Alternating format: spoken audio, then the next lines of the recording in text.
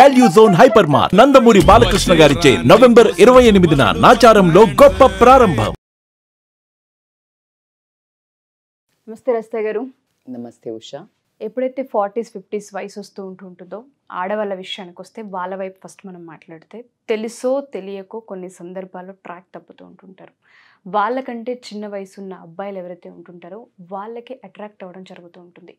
అది అటు సైడ్ నుంచి కనెక్షన్ వచ్చిందా లేదా వీళ్ళంతటా వీళ్ళే ఇంట్రెస్ట్ చూపించారనే విషయాలు పక్కన పెడితే తెలియకుండానే ఒక రిలేషన్ అనేది ఏర్పడుతూ ఉంటుంది. దానివల్ల సమాజంలో కావచ్చు, హస్బెండ్ దగ్గర కావచ్చు, పిల్లల దగ్గర కావచ్చు, భరించలేనంత ఇంపాక్ట్ని చూసి చాలామంది ఆడవాళ్ళు సూసైడ్స్కి వెళ్ళిన సందర్భాలు ఉన్నాయి, రిగ్రెట్ ఫీల్ అయిన సందర్భాలు ఉన్నాయి, కొంతమంది డిప్రెషన్లో ఉన్న సందర్భాలు ఉన్నాయి. అసలు అలా వెళ్ళడానికి గల కారణాలు ఏంటి, వెళ్ళినప్పుడు వచ్చే కాన్సిక్వెన్సెస్ ఏంటి, అందులో ఉన్న వాళ్ళ పరిస్థితి అసలు ఏ విధంగా ఉంటుంది, దీని గురించి మనం ఏం మాట్లాడచ్చు? బేసికల్గా ఇది నాకు తెలిసి మనం చాలా వీడియోస్ చేస్తూ ఉంటాం, ఎందుకు ఈ మధ్య ఇలాగా ఎఫ్ఐఆర్స్ అవుతున్నాయనో లేకపోతే రకరకాలుగా. బట్ మీరు అన్నట్టు ఇది సమాజంలో నాకు తెలిసి కొంచెం పెద్ద సమస్య కావచ్చు. ఎందుకంటే నాకు రీసెంట్గా ఒక కేసు రావడం జరిగింది. ఒక అమ్మాయి మెసేజ్ పెట్టి ఇన్స్టాలో అండ్ అప్రోచ్ అయ్యారు. ఏమనంటే తన వయసు 40+, నాకు మా కాలనీలో ఉన్న అబ్బాయితో ఎవరైతే యంగర్ దాన్ మీ నాకు ఇలా చూస్తూ ఉండేవాళ్ళం, కనిపిస్తూ ఉండేవాడు. రాను నాకు నా నెంబర్ ఎలాగో సంపాదించేసి మెసేజ్ పెట్టడం స్టార్ట్ చేశాడు. మెసేజ్ పెడితే నేను చాలా రోజులు ఇగ్నోర్ చేశాను. ఇక ఆ మెసేజెస్ కొన్ని ఎలా పెడతారు పిల్లల ఇప్పుడు జనరేషన్, అట్లా పెట్టేవరకు కొంచెం నాకు తెలుసు నేను అట్రాక్ట్ కావద్దు అని సెల్ఫ్ కంట్రోల్ చేస్తూ కూడా నాకు తెలియకుండా నేను ఒకరోజు రెస్పాండ్ చేయటం జరిగింది. ఆ చేసిన తర్వాత నేను దాంట్లో నుంచి బయటికి రాలేకపోతున్నాను. నాకు అనిపిస్తోంది అది చెడ్డది అని, నాకు చెడు అని తెలుస్తుంది, నాకు భయం వేస్తోంది, నాకు ఎన్నో జరుగుతున్నాయి, కానీ నాకు మంచిగా కూడా అనిపిస్తోంది, ఐఎమ్ ఫీలింగ్ గుడ్. సో దీన్ని నేను ఎలా అన్నట్టు అది ప్రాబ్లం అన్నట్టు. సో సింపుల్ అండి. అసలు మీరు సింపుల్ అని నేను అన్న వర్డ్ ఇంత సింపుల్గా అయిపోద్దని కూడా చెప్పలేను. దిస్ ఈజ్ అనుకుంటే సింపులే. ఏదైనా ప్రపంచంలో నథింగ్ ఈజ్ ఇంపాసిబుల్ అనే వర్డ్ ఉత్తగా రాలే. అది ఇంత సింపుల్గా అనేస్తాం, నథింగ్ ఈజ్ ఇంపాసిబుల్. చెయ్యడానికి అంత కష్టం, చేస్తే అంత బాగుంటుంది. సో ఇలా రిజల్ట్ ఓరియంటెడ్ అన్నప్పుడు ఎప్పుడు కానీ చాలా క్లిష్టమైనవి ఉంటాయి. సో మన బాడీకి మన మనస్సుకు చూడ్డానికి చాలా అందంగా ఉన్న ఫుడ్, అంటే చాలా స్మెల్ వచ్చే ఫుడ్, చూడ్డానికి బాగున్న ఫుడ్ తింటే మంచిదా? డ్యామేజ్ కదా, హెల్త్ డ్యామేజ్, అవునా? అలాగే ఇలా మనకు మనస్సుకు మంచిగా అనిపిస్తాయి. మానవ సహజానికి పెద్ద నువ్వేంటో నేను ఏంటి చెయ్యరా అని ఘోరం చేసేసానా, నేను ఉరేసుకోవాలా, నేను చచ్చిపోవాలి, నాకు ఈ ఆలోచన వచ్చింది, నేను మంచిదాన్ని కాదు, అంత రియాక్ట్ అవ్వాల్సింది కూడా లేదు. ఎందుకంటే మానవ సహజం. ఎందుకు అంటే ఆ ఫస్ట్ అసలు అట్రాక్ట్ అవ్వడానికి అట్నుంచి మనము ఆ మాత్రం రెస్పాన్స్ కనడానికి మళ్ళీ అగైన్ కమింగ్ టు ద ప్రకృతికి ఏంటిదంటే ఆడవాళ్ళు మగవాళ్ళకు ఆకర్షితులు అవ్వడం, మగవాళ్ళు ఆడవాళ్ళకు ఆకర్షితులు అవ్వడం అనేది ఇట్స్ ఎ ఫినామినా కంపల్సరీ. అయితే మంచి చెడు లేకుండా, వావి వరుస లేకుండా, ఏజ్ లేకుండా ఇదే అవ్వడము ఖచ్చితంగా తప్పు. అయితే పెళ్లి కాని వాళ్ళు, ఏజ్ తక్కువ ఉన్న వాళ్ళతోటి ఎఫ్ఐఆర్ పెట్టుకొని వాళ్ళు పెళ్లిళ్ళు చేసుకోవటం అది అసలు డిఫరెంట్ స్టోరీ. మనం దాని గురించి ఈరోజు మాట్లాడము. ఎందుకంటే దానికి కొన్ని ఎగ్జాంపుల్స్ చెప్తారు మన వాళ్ళు. ఏజ్ అయితే ఏంటి, రాముడు సీత చేసుకోలేదా, ఇలా కొన్ని సెలబ్రిటీస్ కూడా చేసుకోలేదా అంటున్నారు, కాబట్టి మనం దాన్ని టచ్ చేయట్లేదు. Coming to the point, when you are already in a relationship, married relationship ఉన్నారు, ఆవిడ చెప్పిన ఆవిడకి 3 పిల్లలు కూడా ఉన్నారు, అమ్మాయిలు. So it is a terrible pain. ఎందుకంటే అమ్మాయిలు ఉన్నారు, అబ్బాయిలైనా ఎవరైనా టెరిబులే. సో బేసికల్గా ఎందుకు అట్రాక్ట్ అవుతారంటే ఉషా, జనరల్గా ఎనర్జీ ఎట్లుంటుంది యంగ్లో ఉన్నప్పుడు, మనది ఒకసారి ఊహించుకోండి. ఒక ఏజ్ పరిమితి చెందుతున్నప్పుడు రకరకాల ఇంట్లో సమస్యల వల్ల మనది డౌన్ అయ్యి ఉంటుంది. ఆ టైంకి కరెక్ట్గా ఒక యంగర్ జనరేషన్ అబ్బాయిలు గనక కాంటాక్ట్లోకి వచ్చి వీళ్ళు దాని వైపు మొగ్గు చూపించడానికి ఎందుకు రీజన్స్ అని అంటే కనుక ల్యాక్ ఆఫ్ అంటే ఎనర్జీ ఉంటుంది వాళ్ళలో. అంటే వాళ్ళు చూడ్డానికి ఎట్లా హ్యాండ్స్ అంటే లైక్ నాట్ అందం, ఫిట్నెస్ కానివ్వండి, లేకపోతే వాళ్ళు చూడ్డానికి యాక్టివ్గా హైపర్గా ఉండడం కానివ్వండి. ఆబ్వియస్లీ కొంచెం ఏజ్ దాటుతూ ఉంటే లుక్లో గ్లో, మనది కూడా పోయింది. ఇప్పుడు ఏజ్ 40 ఉన్న లేడీస్దైనా పోతుంది. అయితే వీళ్ళకి ఏమవుతుందనంటే ఈ ఎనర్జీ ఇది చూడంగానే వాళ్ళకు కొంచెం ఫిజికల్ అట్రాక్షన్ అవుతుంది. ఫిజికల్ అట్రాక్షన్ కానివ్వండి, మాటలతో కానీ, చలాకితనం కానివ్వండి, వాళ్ళ లైఫ్లో ఏదైతే అది డ్రాప్ అవుతుంటుందో దాన్ని చూసి అట్రాక్ట్ అవ్వడం జరుగుతుంది. ఏదైనా మనకు లేనిది చూసి మనం కొన్నిసార్లు అట్రాక్ట్ అవుతాం కదా, అది మనిషి రూపంలో జరగడం జరుగుతుంది. అట్లాగే ఏమవుతుందనంటే న్యూ ప్రాస్పెక్టివ్ ఉంటుంది. అబ్బాయిల వే ఆఫ్ అప్రోచ్ ఎట్లా ఉంటుంది, ఇప్పుడు హస్బెండ్ ఏమంటాడు, మామూలుగా ఏ రావే అంటాడు, కాసేపు కూర్చుంటాడు, మాట్లాడతా లేకపోతే అదే ఆ అబ్బాయి ఇప్పుడు న్యూ యంగ్ అబ్బాయిలు అనుకో, వాళ్ళు ఆల్వేస్ వాళ్ళకున్న న్యూ టెక్నిక్స్ తోటి కానీ, న్యూ పర్స్పెక్టివ్స్ తోటి కానీ, వీళ్ళకి మెసేజ్ పెట్టడం కానీ, వీళ్ళని పొగట్టం కానీ, అంటే ద వే వీళ్ళు పొగిడినప్పుడు వీళ్ళ ఈగో అనేది సాటిస్ఫై అవ్వడం జరుగుతుంది. ఇక్కడ ఏమవుతుంది, అది వీళ్ళు పెళ్ళైన కొత్తలో వీళ్ళకి కూడా అది చిన్న చవి చూస్తారు. సరే, కొంతమందికి నెల రోజులు ఉంటుంది, కొంతమందికి పెళ్ళికి ముందు ప్రీ మ్యారేజ్ ఉంటుంది, లవ్లో ఉన్న వాళ్ళకు ఉంటుంది, పోస్ట్ మ్యారేజ్ టకాన్ కొంతమందికి డ్రాప్ అవుతుంది, కొన్ని రోజులు 1-2 years అట్లాగే పొగుడుతుంటారు హస్బెండ్స్.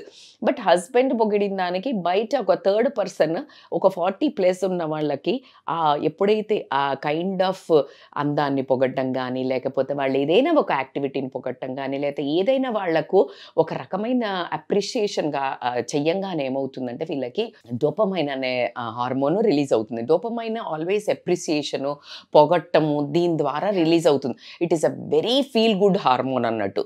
సో ఆ ఫీల్ గుడ్ హార్మోన్ అన్నప్పుడు ఇంకొకటి ఏమనిపిస్తుంది, నేను అంటే లైక్ ఇంత యంగ్ అబ్బాయి కూడా నచ్చానా అనగానే వీళ్ళ ego, self esteem, confidence levels too much Boost అవ్వడం జరుగుతుంది.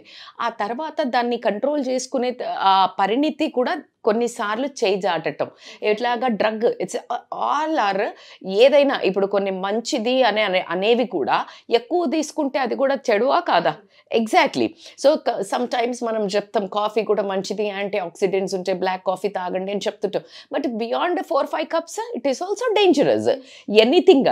సో ఇప్పుడు ఈ డోపమైన్ మనకు మంచిదని చెప్పాము, కానీ ఎవరి వల్ల వస్తోంది, ఎంత అడిక్ట్ అయ్యావో అది నిన్ను ఎక్కడ దాకా తీసుకెళ్తుంది అనేది కూడా చాలా ఇంపార్టెంట్. ఈ ప్రాస్పెక్టివ్లో సెక్షువల్ కెమిస్ట్రీ ఒకటి బాగా ఎక్కువగా డిఫరెన్స్ ఉంటుంది. ఎట్లాగుంటుంది అని అంటే, ఇప్పుడు లేడీ అనుకోండి, వాళ్ళదేమో అసలు అబ్బాయిలు మనకి ఒక చిన్న లైట్ త్రో చేస్తే యంగర్ అబ్బాయిలకి మనకి ఎన్ని సినిమాల్లో చూస్తే ఆంటీ ఆంటీ అని ఒక సాంగే ఉంది.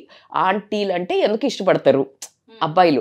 ఆ పదం అంటే అసలు ఆంటీ అని పిలిస్తే పెద్దోళ్ళకి ఎందుకు కోపం వస్తుంది అనే దానికి కూడా ఒక క్లారిఫికేషన్ ఇవ్వచ్చు మనం. ఎందుకంటే ఆంటీ అనే పదాన్ని ఒక రకంగా చిత్రీకరించి బ్యాడ్ చేశారు. ఇప్పుడు ఏంటి, ఒక చిన్నమ్మ, ఒక పెద్దమ్మ, ఒక అత్త, ఒక వీళ్ళందరినీ కలిపితేనే ఆంటీ అనేవాళ్ళు, అంటే పెద్దగా. కానీ ఇప్పుడు ఎందుకు మాట వరుసకి చెప్పంటే, ఇప్పుడు మా అమ్మలైనా ఎప్పుడైనా పెద్దమ్మ పెద్దను అమ్మమ్మ పిలిచినా సరే, కానీ ఆంటీ పిలిస్తే ఎలర్జీ వస్తుంది అనే రేంజ్కి అయితే ఆ పదాన్ని అయితే తీసుకొచ్చారు ఉషా. నేనైతే ఒప్పుకుంటాను, అంటే నా పర్స్పెక్టివ్ కూడా చెప్తున్నాను. అంటే ఆంటీ అని పిలిస్తే నేను పెద్దగా అయ్యానా అని ఇష్టం లేకపోవటం కాదు, that kind of a word is a so allergic word. నువ్వు అమ్మమ్మ అని పిలువు, పెద్దమ్మ అని పిలువు, పిన్ని అని అలా చెప్తూ ఉంటాము. సో దానికి ఒక బ్యాడ్ ఇమేజ్ ఇవ్వడం ఎందుకంటే, ఇలా అప్రోచ్ అవ్వచ్చు, ఈ బ్యాడ్గా సెక్షువల్గా అప్రోచ్ అవ్వచ్చు అనే ఒక రాంగ్ ఐతో చూస్తున్నారు అనే ఉద్దేశంతో. అందుకే ఇంటి పక్కన మన ఇంట్లో భర్తల వాళ్ళకు కూడా అబ్బాయిలు ఎవరైనా చుట్టుపక్కల నుండి వాడు ఎంత చిన్నోడు కదండి మాట్లాడుతున్నా అంటే కూడా వీళ్ళకు ఒక రకమైన స్ట్రెస్, అనుమానము. యంగర్ అంటే చాలా చిన్న పిల్లలతో, చిన్నోళ్లతో మాట్లాడినా నమ్మలేని పరిస్థితికి సమాజం రావటం జరిగింది, మనం ఒప్పుకోకపోయినా. సో దీంట్లో ఏంటి అని అంటే, సెక్సువల్ కెమిస్ట్రీ ఇట్లా వీళ్ళదేమో వాళ్ళు ఎందుకు అప్రోచ్ అవుతారంటే, యంగర్ జనరేషను లెస్ బ్యాగేజ్. అంటే లెస్ బ్యాగేజ్ అంటే ఏమవుతుందంటే ఉషా, వీళ్ళకి అమ్మాయిలతో అనుకో వాళ్ళ ట్యాంట్రమ్స్ భరించాలి, అవునా? వాళ్ళ ట్యాంట్రమ్స్ భరించాలి, వాళ్ళకి ఎక్స్పీరియన్స్ ఉండదు, వాళ్ళతో కొన్ని టాక్సిక్ రిలేషన్స్ ఫేస్ చేసి ఉంటారు. వీళ్ళతో అనుకో సింపుల్, ఏంటి, వీళ్ళకి భయం ఉంటుంది, సో వీడిని స్ట్రెస్ పెట్టరు, బ్లాక్మెయిల్ స్ట్రెస్ ఉండదు. At the same time experience ఉంటుంది. వీళ్ళ దగ్గర వీళ్ళేం కోరుకుంటారు అంటే ఎంతూజియాజం ఉంటుంది, ఎనర్జీ ఉంటుంది. అయితే మరి ఎందుకు మేడం ఇది సెక్షన్లో వాళ్ళ భర్త లేడా అంటే, ఇక్కడ 2-3 పారామీటర్స్ తీసుకోవచ్చు ఎందుకు వీళ్ళు ఇటువైపు మొగ్గడానికి రీజన్ ఉంది అంటే, ఒకటి ఏజ్ గ్యాప్ చాలా ఉండి పెళ్లి చేసినట్టయితే వీళ్ళకి 40 అంటే వాళ్ళకి 50, 55, 50, 49 ఇలా వచ్చుంటాయి. వచ్చినప్పుడు ఏమవుతుందంటే వాళ్ళలో సెక్షువల్ డిజైర్స్ కంపారిటివ్లీ తగ్గడం జరుగుతుంది. వీళ్ళకి ఈ టైంలో అంటే 38, 35 నుంచి 45, 50 వరకు 45 వరకు కొంచెం కంపారిటివ్లీ అమ్మాయిలకి పెరగడం జరుగుతుంది.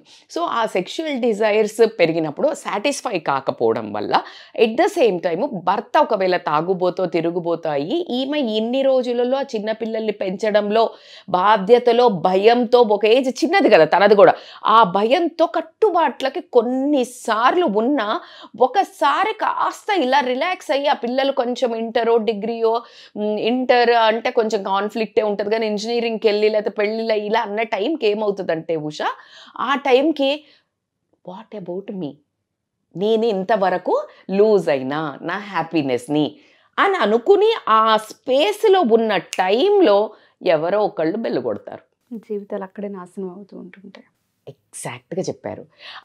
అది ఎట్లా అంటే దీన్నే అంటారు కరెక్ట్ టైంలో వీళ్ళకి ఆకలి వేసినప్పుడు పచ్చడన్నం పెట్టినా ఏదో అన్నట్టు ఉంటుంది కదా కళ్ళకద్దుకొని వాడెంత దరిద్రుడు తెలీదు వాడెంత వెదవో తెలీదు. సో కానీ వీళ్ళకి ఏమవుతుందంటే ఆ ఒక ల్యాక్ ఆఫ్ ఆ తర్వాత భర్త అప్పటి వరకు చాలా తొక్కి పెట్టి ఉండడం కానీ ఏనాడు ఒక అందాన్ని కానీ తను చేసిన పనిని కానీ వంటను కానీ పిల్లల పెంపకాన్ని కానీ ఏ దాన్ని అప్లాడ్ చేయకపోవడము కాస్త దగ్గరికి తీసుకోవడము. Sex is not the actual romance. Actual sex is not actual sex. It's a difficult ఇప్పుడు నేను చెప్పిన పదం బట్ యాక్చువల్లీ ఎందుకు అనంటే అది 5-10 minutes 5 minutes ప్రోగ్రామే. కానీ నువ్వు ఇన్ని రోజులు నీ సంసారంలో తీసుకొచ్చుకుంటూ తనని చెయ్యబట్టుకొని తోడుగా కమ్యూనికేషన్తో అప్రిసియేషన్ చేస్తూ అప్లాడ్ చేస్తూ దగ్గరికి తీసుకుంటూ కష్ట నష్టాల్లో ఇద్దరు ముందుకెళ్ళారే అది యాక్చువల్ సెక్స్ అంట రొమాన్స్ అన్న అది ఆలుమొగల బంధం అంటే అసలు అదే. కానీ మనం దేనికంటే ఓకే నువ్వు నాతో ఈరోజు పడుకోలేదు కదా నువ్వు కొట్లాట వాట్ ద నాన్ సెన్స్ యార్ అది కాదు కదా అసలు. అక్కడే అసలు ఇంకా పడిపోతున్నారు ఒకళ్ళ కళ్ళల్లో ఒకళ్ళు పడిపోయేది ఏంటంటే దానికోసమేనా అని ఇక్కడ నుంచి మొదలవుతూ ఉంటుంది. సో అట్లా ఈ సెక్షువల్ కెమిస్ట్రీ మీదేమో ఎక్స్పీరియన్స్ వాడిదేమో ఎనర్జీ అట్లా ఒక మ్యాచ్ అవ్వడం జరుగుతుందా బై పొరపాటులో ఈమె కష్టాలలో ఉన్న టైంలో భర్త వేరే ఫైర్లు పెట్టుకొని ఉండి ఈ టైంకి కరెక్ట్గా ఈమెను కూడా ఎవరైనా బెల్లు కొట్టినప్పుడు ఖచ్చితంగా షీ విల్ వెల్కమ్. సో అదొక ప్రాబ్లం అయితే అవ్వడం జరుగుతుంది. అండ్ ఇంకొకటి ఏంటంటే కొంచెం అంటే మనం పాజిటివ్ కోణంలో మేబీ పెళ్ళి అవనోళ్ళని తీసుకున్న లేకపోతే వీళ్ళ పర్సనల్ గ్రోత్ కూడా అవుతుంటుంది. ఎలా అనుకోండి ఇప్పుడు అబ్బాయి అనుకోండి వాడికి ఏముంటుంది ఈవిడికి తగ్గట్టు మ్యాచ్ అవ్వాలి అని చెప్పేసి వాడు మెచ్యూరిటీ వైపు పయనించడం జరుగుతుంది కాస్త బిహేవియర్ కానీ నేర్చుకోవటం కానీ కొంచెం పద్ధతిగా కానీ. అదే తినైతేనేమో ఇంకొంచెము యంగర్ జనరేషన్కి కనెక్ట్ అవ్వడానికి ఆ పర్సనల్ గ్రోత్ మేబీ తయారవ్వడం తీసుకోండి ఇంకేదైనా తీసుకోండి అండి సన్నగా అవ్వడం తీసుకొనివ్వండి ఎన్ని రకాలుగా నా పర్సనల్ గ్రోత్ వైపు ట్రావెల్ చేస్తున్నప్పుడు నేను ఎదిగాను అనిపిస్తుంది. కానీ తన కళ్ళల్లో తను కిందికి పడిపోవడం కానీ జీవితంలో దిగజారిపోతున్నామని కనిపించదా ఆ టైంలో మసక పడ్డం అయితే జరుగుతుంది లైఫ్లో. సో వాళ్ళు థింక్ చేసేది ఏంటంటే పర్సనల్ గ్రోత్ అవుతుంది అని థింక్ చేస్తారు. అండ్ ఇంకొకటి ఏంటంటే ఇది అన్నిసార్లు ఇవన్నీ కాకపోయి ఉండొచ్చు జస్ట్ ఫర్ అట్రాక్షన్ కూడా అయి ఉండొచ్చు. చూడంగానే వాడు ఊరికే అన్నారు అబ్బాయి అన్నాడు నాకు కూడా నచ్చింది అన్నట్టు అట్లా వెళ్ళడం జరిగి అయితే దీంట్లో ఇన్ని ప్రాబ్లమ్స్ మనకి ఏవైనా కూడా అసలు ప్రాబ్లమ్స్ దీని కింద ఒక డీప్ లేయర్లో ఇవన్నీ హ్యాపీనెస్ ఇచ్చే గురించి మాట్లాడా ఎందుకు వెళ్తారు అన్నప్పుడు. కానీ వెళ్తే ఏం జరుగుతుందో చూడగలిగినప్పుడు అండర్లయింగ్గా ప్రాబ్లమ్స్ ప్రతి ఒక్క లేడీ ఎప్పుడు కూడా అడుగు ముందుకు వెయ్యదు. సో ఎవరైతే మా ఈ వీడియో చూస్తూ ఉన్నారో ఒక జడ్జిమెంట్కి ఎప్పుడూ ఏ వీడియోస్లోనూ మేము రాలేదు కానీ జీవితాలు ఎలా నాశనం అవుతాయి మీరు తీసుకునే ఒక చిన్న చర్య అది దేనివల్ల అయినా అయి ఉండొచ్చు ఆ ఇంపాక్ట్ అసలు దానివల్ల వచ్చే కాన్సిక్వెన్సెస్ ఏంటి అన్న వాటిపైన ఒక్కసారి వీడియో మొత్తం చూడండి. రస్తా గారు మీకు క్లియర్గా ఎక్స్ప్లెయిన్ చేస్తారు. వీలైతే 1-2 సార్లు ట్రై చేయండి వినడానికి. సో దీంట్లో నుంచి ఇప్పుడు మనకి ఈ ఆలోచించాలి బయటపడాలి మేడం నాకు జరిగింది లేకపోతే నేను నాక్గా తప్పించుకుంటున్నాను ఎన్నో ఉండుంటాయి. అయితే దీనివల్ల కాన్సిక్వెన్సెస్ ఏ రోజైనా కూడా బయట పడినా పైన కొన్ని నువ్వు లోపల భరించేవి, కొన్ని సామాజికంగా భరించేవి, కొన్ని ఇంట్లో వాళ్ళతో భరించేవి, కొన్ని ఆ ఎన్నుకున్న ఎదుటి మనిషి ఎవడైతే ఉన్నాడో వాడు పెట్టే ఇబ్బందుల వల్ల కూడా భరించేవి ఉంటాయి. So be careful whatever the reason.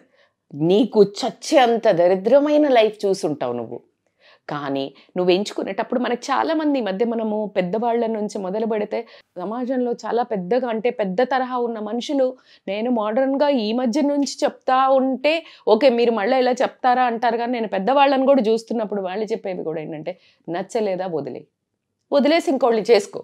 కానీ ఈ పరిస్థితుల్లో ఎందుకు పెట్టుకోవద్దు అని అంటే ఫస్ట్ ఆఫ్ ఆల్ నువ్వు ఈ ప్రాబ్లం నుంచి బయటపడాలి. ఇప్పుడు మీరు బయటపడడానికి ఖచ్చితంగా నేను కొన్ని మంచి టిప్స్ చెప్తాను.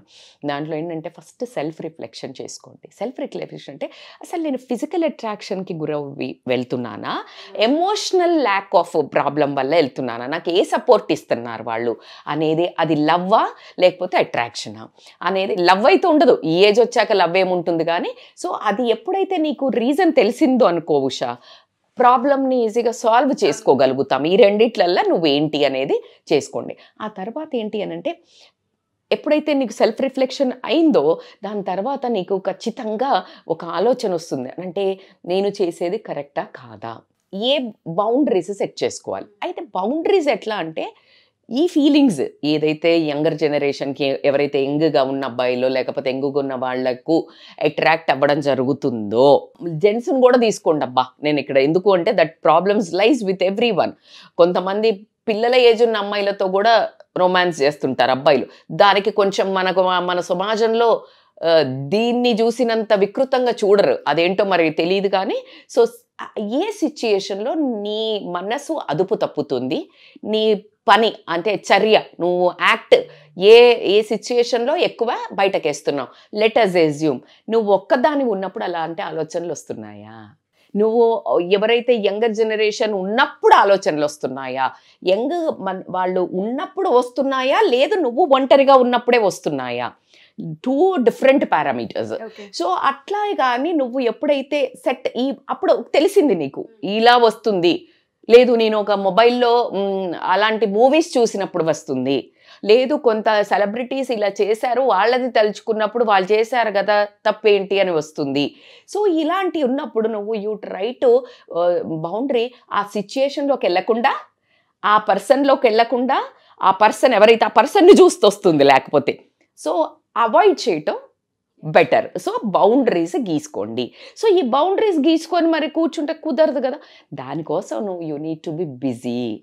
ఎప్పుడు కానీ ఏ దాంట్లో అయినా నువ్వు విపరీతం మీద బిజీ అయ్యి ఇటువైపు వెళ్లకుండా ఉండే అటువంటి వాటిలో వెళ్ళాలి. మరి అవేంటి మేడం అని అంటే నువ్వు ఇలాంటి ఇప్పుడు టీవీలో ఇలాంటి మళ్ళీ వైల్డ్వి హాట్స్టార్లో నెట్ఫ్లిక్స్లో ఇలాంటివి చూసావంటే అవి ఇంకా వికృతంగా చూపించి మనల్ని శబాష్ మేరా బచ్చా ముందుకెళ్ళు అని చూపించేవే ఉన్నాయి 90%. సో కాబట్టి నేనైతే దానికంటే అందులో అయినా టెడెక్స్ టాక్స్ లేదు ఏదైనా, నేనైతే స్పిరిచువల్గా చెప్తాను, the best healer is a spiritual మా.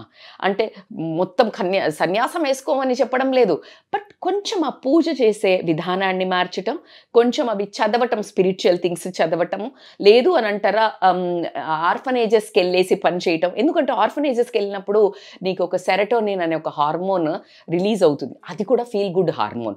When you do that kind of a things ఇట్లాంటి ఎక్స్ట్రీమ్ తప్పుల వైపు వెళ్ళే ఆస్కారము చాలా తక్కువ ఉంటుంది. సో స్పిరిచువల్ తీసుకోండి, మీరు సేవ తీసుకొనివ్వండి.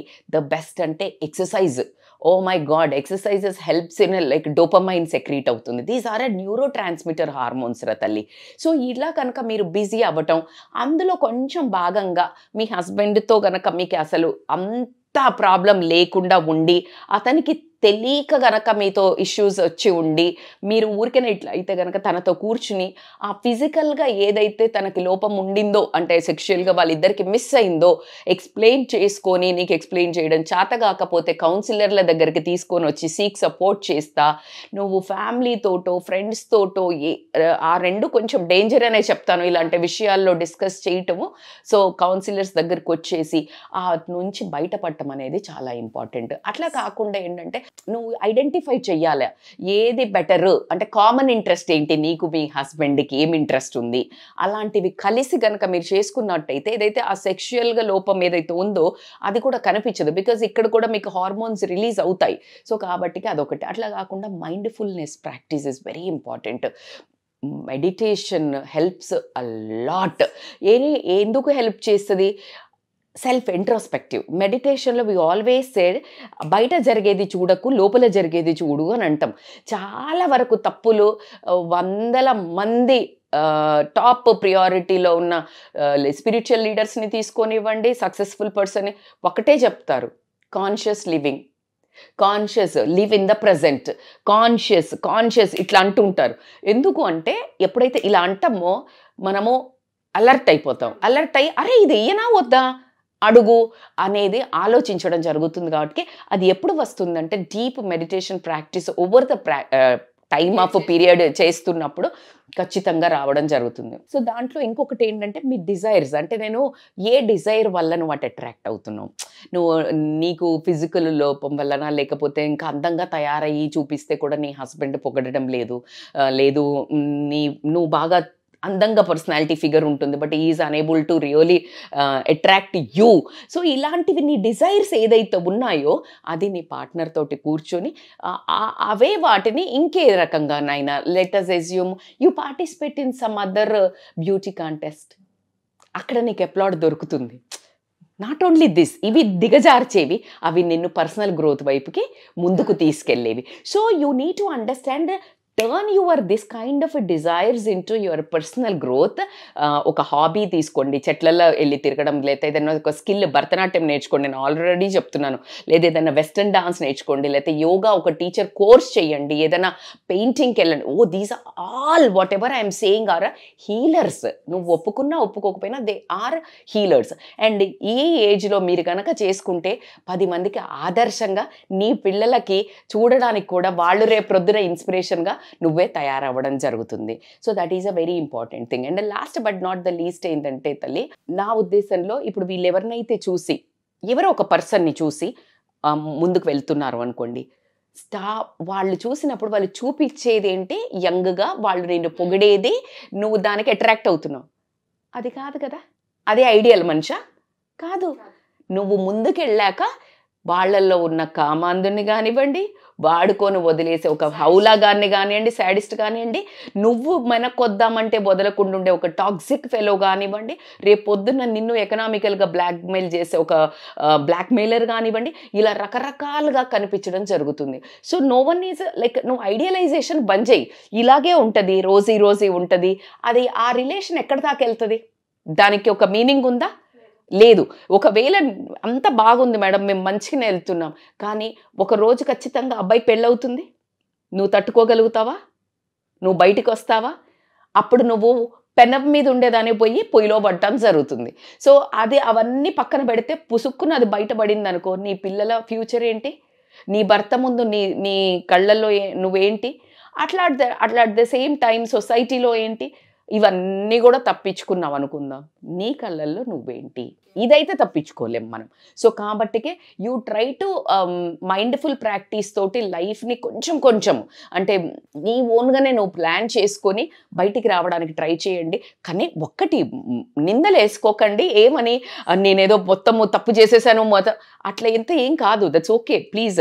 అట్లా అని నేను ఏమీ దాన్ని ఎంకరేజ్ చేస్తలేను, but at the same time దాన్ని నిలదొక్కుకొని బయటకు వచ్చినప్పుడు the best individual, best women, best మదర్గా బయటికి రావటం అయితే జరుగుతుందని చెప్తాను. Thank you so much Rachita గారు. సో ఎవరైనా సరే మా ఈ వీడియో కనుక చూస్తుంటే, స్టూడెంట్స్ కావచ్చు, లేదంటే ఈ అట్రాక్షన్లో 40s 50s తర్వాత తెలియకుండా జరిగిన ప్రాసెసెస్ అని రిగ్రెట్ ఫీల్ అయ్యే వాళ్ళు కావచ్చు, ఎవరైనా సరే మీరు కౌన్సిలింగ్కి రావచ్చు. దయచేసి ఇప్పటికైనా ఒకసారి కళ్ళు తెరవండి. హస్బెండ్ దగ్గర, పిల్లల దగ్గర, సమాజంలో అండ్ మీ దృష్టిలో మీరు చిన్న చూపు కానీ చులకనగా కానీ ఫీల్ అవ్వాల్సిన అవసరం కానీ ఆ పరిస్థితి కానీ తెచ్చుకోవద్దు అనేదే మా ఈ కాన్సెప్ట్. అందుకే మేము ఎపిసోడ్ చేయడానికి చాలా ఆలోచించి మరి చేసాము. కౌన్సిలింగ్ కావాలి అనుకుంటే ఖచ్చితంగా రచిత గారు ఆఫ్లైన్ కావచ్చు, ఆన్లైన్ కావచ్చు, 2 విధాలుగా తీసుకునే అవకాశం ఉంది. సో అప్రోచ్ అవ్వాలనుకునే వాళ్ళు కింద స్క్రోల్ అవుతున్న కాంటాక్ట్ చేయొచ్చు. Thank you ma'am. Thank you so much. Thank you so much.